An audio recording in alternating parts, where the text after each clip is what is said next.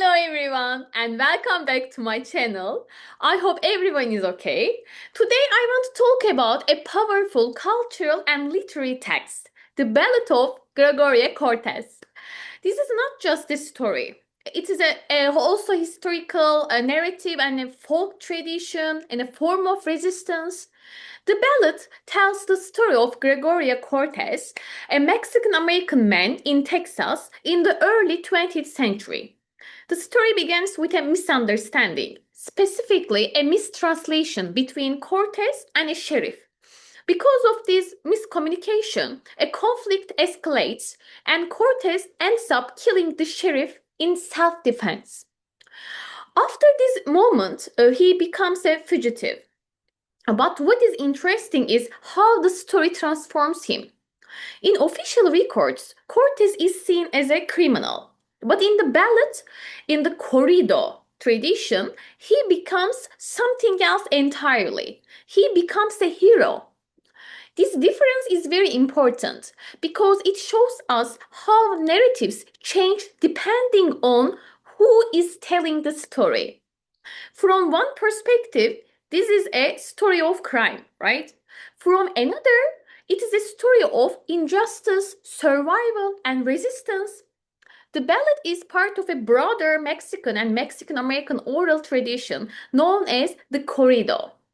Corridos often tell stories of conflict, border struggles, injustice, and figures who resist authority.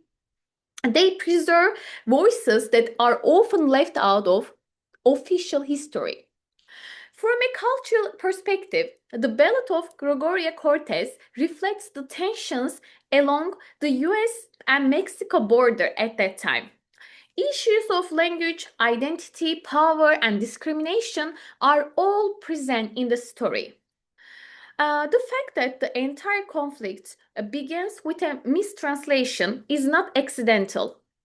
It reminds us how language can shape reality and how misunderstandings can have serious consequences.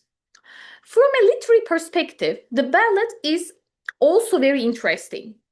It is simple in form, repetitive, and oral style, but emotionally powerful. The repetition helps create rhythm, but it also reinforces memory.